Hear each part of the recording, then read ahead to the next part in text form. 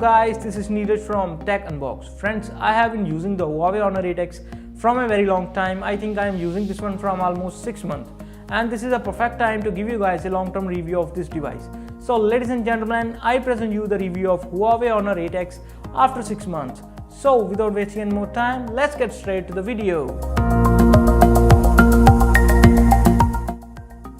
The best way to start a long-term review is the durability. So speaking of it, you are getting glass on the front as well as back side of the device. And this is a custom glass built by Honor, and this glass is actually very durable. Honor says that it is a 12-layered glass which is really very good in terms of both looks and durability. Due to the high quality glass, this device didn't have a single scratch on it. This may be a reason that I use my phones very gently, but if you're someone who uses his phone very casually or not that gently, you can get some minor scratches, but it can handle few little drops very easily. Both the front and the back glass are held together with a metal frame, which is made of the aluminium, and it makes this device even more durable. This frame gives this device a nice and premium look considering the price range of 15k rupees. As you can see, the condition of my device is almost like the new one. So all this credit goes to a cover that I'm using with this phone. So this case is made by the Spigen, and it is really a good protector and protect your device very well. So I highly recommend Spigen cases to you guys. You can buy these from Amazon. I will leave my affiliate link in the description. Do use our link and help out this awesome channel. When it comes to the looks of the device, Honor really did a great job in designing this phone. The dual tone back finish gives this device a very unique look, which makes this device to stand out. Many devices have similar looks like this, but the dual tone finish on the back of the device is really one of the best features. The back is divided into two parts. The left side of the phone has a strip which contains both the cameras and a flash as well as Honor logo, and this looks very awesome, unique and premium.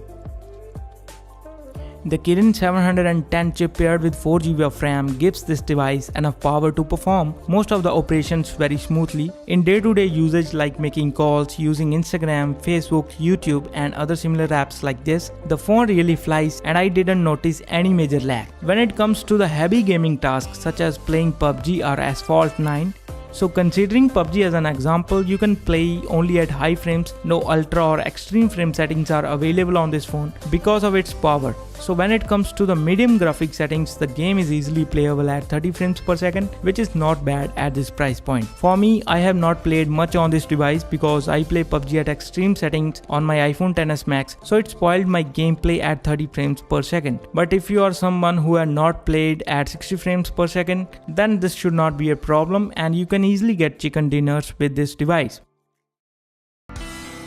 This is a phone that really benefits from its notched display and thin bezels.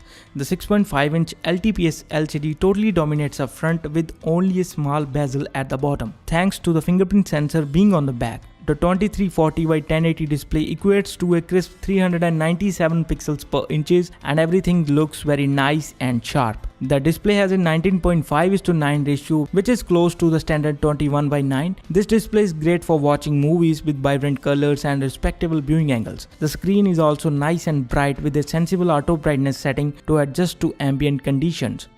You can toggle apps into the full view mode, which gets around the fact that not everything is coded for such an aspect ratio. I didn't run into any compatibility issues with apps that I use, although there is a disclaimer saying some might not run properly. There is a whole host of customization for the display too, from adjusting the color temperature to resizing the screen elements to take advantage of the resolution. A smart resolution mode can also automatically toggle the resolution between HD Plus and Full HD Plus to conserve battery when needed. And you can also hide the notch if you want as well, but you essentially lose that top part of the screen. I prefer to live with the notch as a result. An eye comfort mode is also included to reduce blue light and eye strain.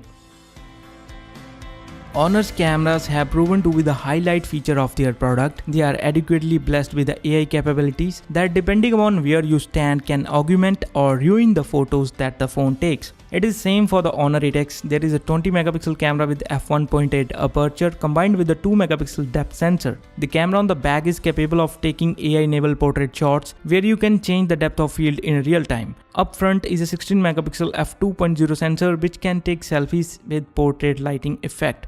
The Honor 8X, like most phones in the mid-range segment, can take good photos when there is ample light. But based on the photos that we took with this phone are very good considering the price of this phone. But if you talk about its competition like Redmi Note 7 Pro, then this camera is a little downgrade. But overall it gets a job done, and if you know some parameters of the photography, then using the manual mode you can get some really good looking photos as well as videos. If there is one complaint with the camera is that this can be quite artificial. The other issue is that autofocus can have a tendency to hunt, struggling to get lock on a subject. Sometimes the resulting shot would have the background in focus rather than the foreground subject. There is also a dedicated aperture mode which lets you adjust the level of bokeh. But again you can find the results can be a hit or miss, with some of the background blur looking particularly artificial.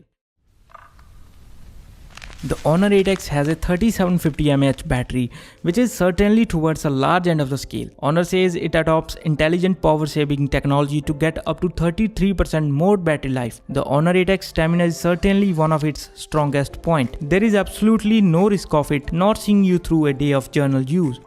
For example, if I unplug at 8 am in the morning, the Honor 8X can see me through my usual days use of Twitter, Instagram, music streaming, browsing and WhatsApp messaging, and by the time I would typically plug it back at around 10 pm in the night, I can still have anywhere from 50 to 60% of the battery left. So overall for 15,000 rupees, it is a great value for the money. It has a very good premium looking design, a good display, awesome battery life and camera that gets the job done, and the performance is also very decent. The few downgrades that I found is that it comes with a micro USB port instead of USB-C, and the speakers on this device it's just okay, and the sound quality is not something which you are going to love on this device. So what actually is my perspective regarding this phone? Honor smartphones was doing very well in the market. They are providing great value for the money, but now Huawei got banned by the US government, and now all the US companies will not do any sort of business deal with the Honor. Now they can use Android because it is open source, but they cannot use Google services in their smartphones. So from my point of view, I don't think that this is a good decision to buy Honor smartphones. So guys, that's pretty much it for this video. If you like it, then you can appreciate it by subscribing to this channel and liking this video. Until then, thank you very much for watching, and I will see you guys in my next video.